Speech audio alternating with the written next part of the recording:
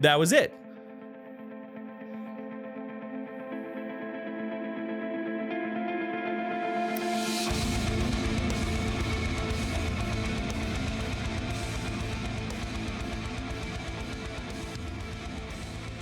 What's up, all you fancy people of the internet? Mark with Cardivox Academy here, and today we're doing something kind of fun, kind of fresh, kind of new. Well, new to me. We are checking out a band called Resolve. We're looking at a one-take vocal performance of a song called Surrender. Now, this was suggested to me by my business partner, Alex. He's like, hey, we are doing Power Week. For those of you who don't know, Power Week is I took this whole week off of lessons only to film videos. I'm filming like 5 a day so we can have like a backlog going on, so I don't get behind. But anyways, he was like, we should really fit this one in. And I said, well, okay, let's do it. So from what I understand, I mean, I'm not too familiar with this, but from what I understand, there's going to be a lot of beautiful singing, clean singing, some interesting screams as well. I don't really know what to expect, so I'm excited to see it. Now, if you're new to the channel, I myself am a metal vocalist. I'm in 3 bands, Kardashev, Neverbreath, and Viramia, Kardashev being the most active. And I'm also a vocal coach, specifically focusing on like harsh, gritty, disgusting death metal and deathcore vocals. So this will be kind of fun to see because it sounds like a little bit like we'll have a crossover, right? We'll have a crossover in our Venn diagram here of different sounds. Now, if you enjoy the content, be sure to like, share, and subscribe. We just recently passed 100,000 subscribers. That was very exciting for all of us here at Cardivox Academy. And if you really love the content, think about coming and hanging out on Patreon. We've got a really active Discord server. We have events all the time, two vocal focused events, and then listening parties every Friday. So it's a lot of fun. But beyond that, that's all I got. So let's check out Resolve, Surrender, one-take vocal performance. Let's go.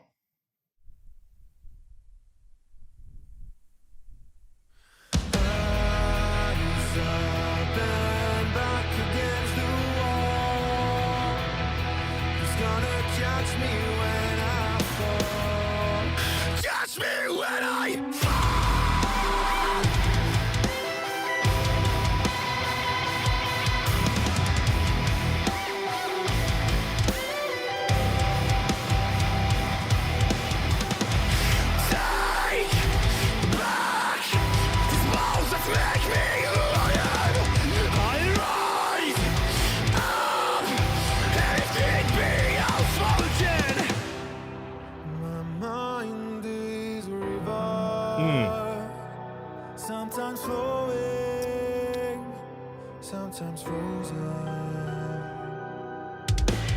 Okay, so it seems like we have a good spot to stop and talk a little bit. So this dude is talented. Holy cannoli, this dude is talented. So I mean, first and foremost, screams sound amazing, singing sounds amazing. I love the varying level of compression he's adding to his voice, right? That's a term that gets thrown around a little bit, but essentially what I mean here is, you know, we have a nice full voice sound. We've got your like, hey, sounds right there, and then we've got more, oh yeah, right there. Right. So we have the varying levels of vocal fold closure. The screams sound phenomenal. We'll listen a little bit more, and then maybe we'll dig into them a little bit. But we've got basically a really controlled, gritty belt, right? We've got. I mean, you can hear in his voice how he is basically relaxing his entire system, giving himself an extra push from the abdominal muscles, not from the throat, and activating that distortion very high up in his pharyngeal space, right? Very high up in his pharyngeal space. The thing I'm most impressed at this point is his switching between the two, right? When he comes from his heavily distorted scream and then moves into his singing voice, we don't hear any delay. We don't hear any compensation. We don't hear him like and then back into the singing, right? It's very, very fluid. So let's keep going a little bit. I'm excited to see where this goes. I'm going to go back about 10 seconds. Let's see. Sometimes frozen. Sometimes frozen. I go through all the anchor, but I'm better off now. I will be my own savior, just still haven't found how. Leading straight to the unknown.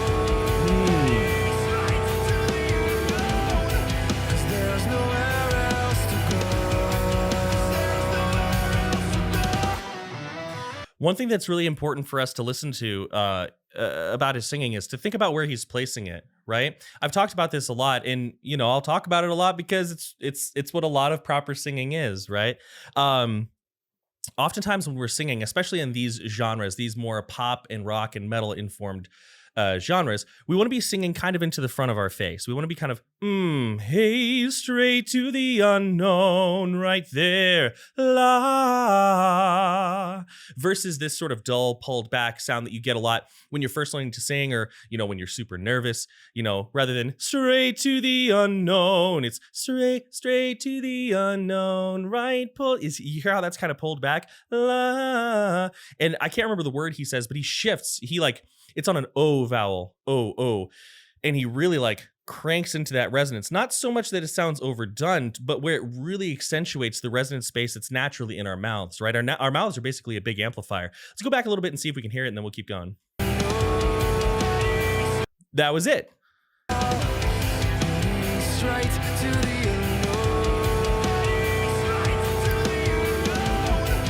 there's nowhere else to go.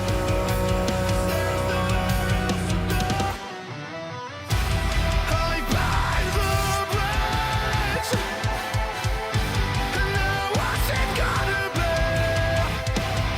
Run away with the evidence and watch the smoke from a distance. Oh. From top the sea,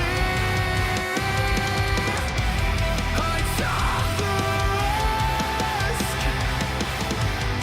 and I refuse to think that it was all for nothing, just another waking dream. And so I'll be. Listen to that transition from his distortion to a light breathy tone, back into his scream, and then into a full connected voice, projected tone. Let's go back to 149.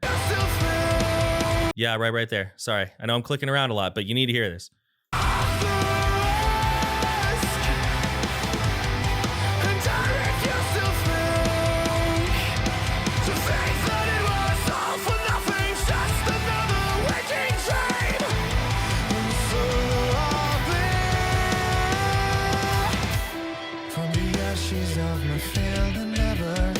Nice. Raise an army from the dead.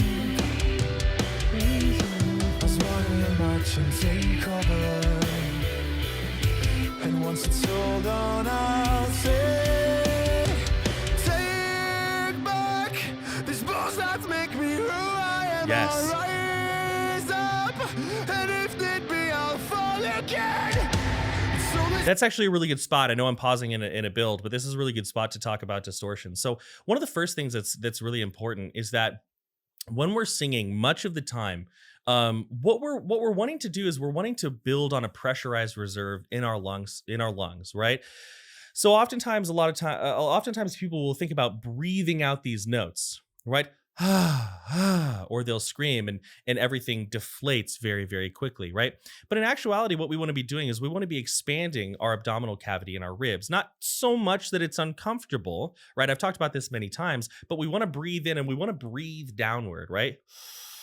You can see it here, right? I'm just hanging, I'm just chilling. There's a little bit of raise in my chest, but it's peripheral from the expansion of my ribs. My ribs are coming out. You can kind of see it here.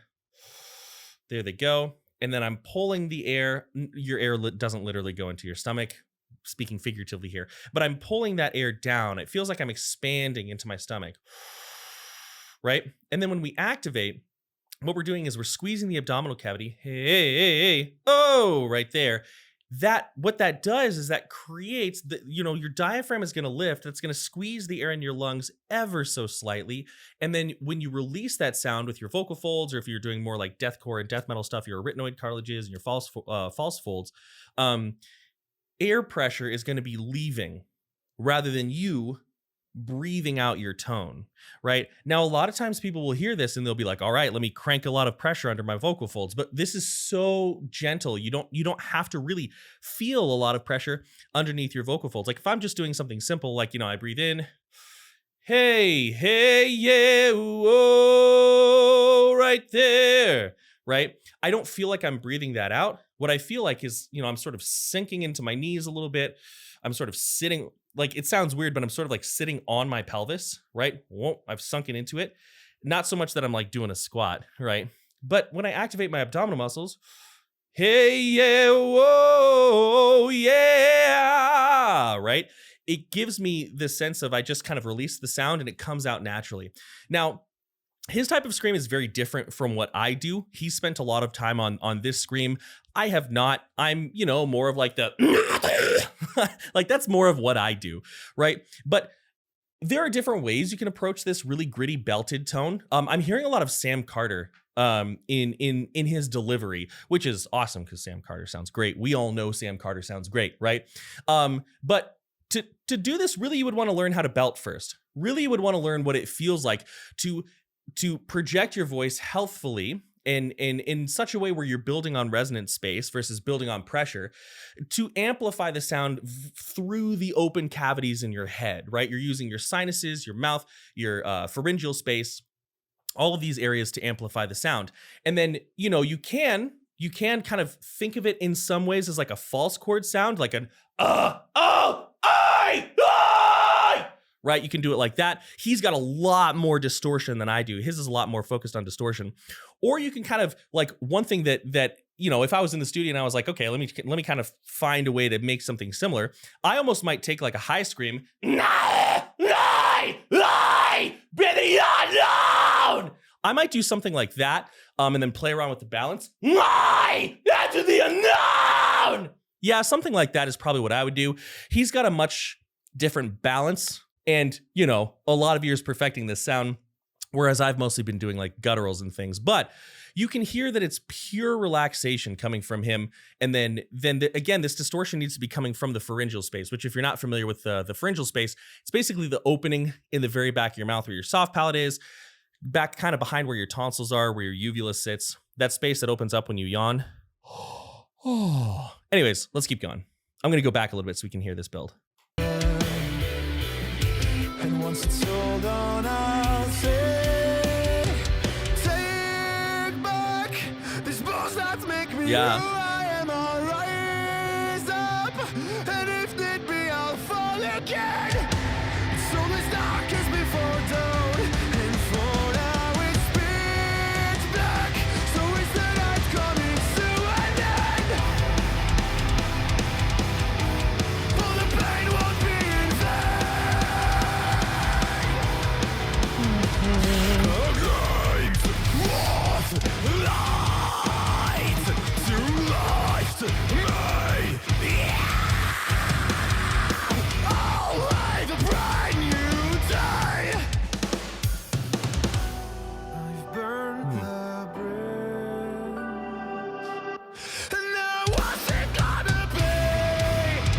Run away with the evidence and watch the smoke from the distance.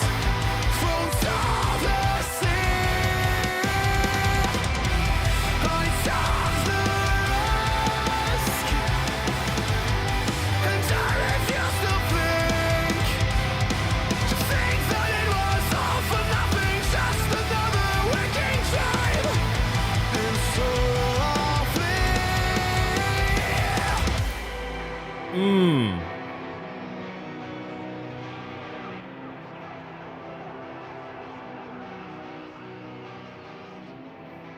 Nice.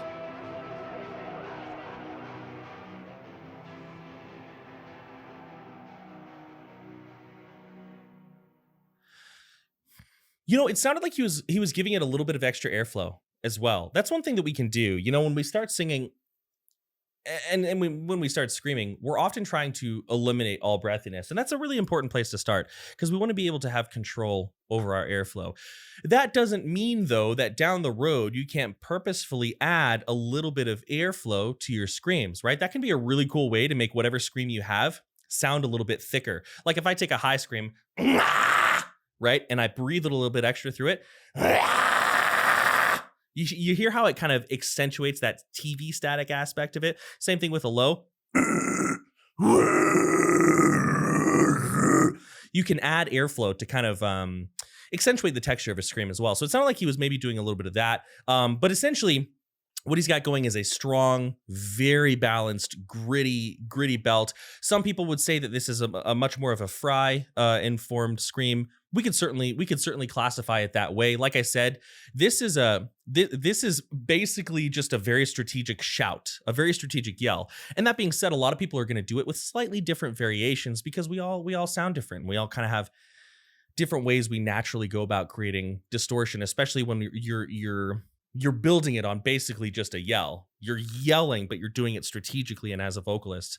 Anyways, this song was phenomenal. It was beautiful. I found myself getting kind of lost in it at certain times. And I was like, Mark, you have a job to do. You're supposed to listen to this and analyze. And I was like, oh, shoot. Anyways, last thing I want to leave you with is I say this anytime I have any sort of video where the vocal style is building on yelling, building on shouting. I heavily advise, now I know I can't stop all of you. I know a lot of you will do it anyway, but I heavily advise not starting here. Get comfortable with your clean voice first. You don't have to be an amazing singer, right? You don't. Figure out what your comfort zone is, figure out what that tessitura is, figure out where you're comfortable, master that, get a little projection under your belt, then maybe do some more straightforward screams, some just like, me. So you can get used to the concept of creating distortion without using effort, and then move on to this. That's what I advise you to do.